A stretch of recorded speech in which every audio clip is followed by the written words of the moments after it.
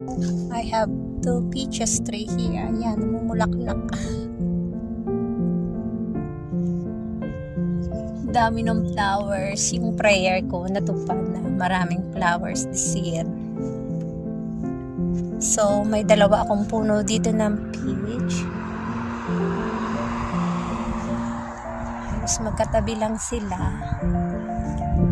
Yan. Flower.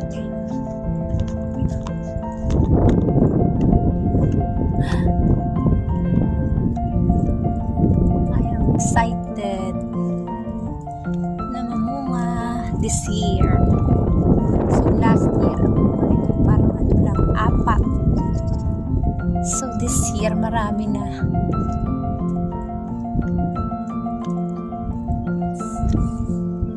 So this are all my peach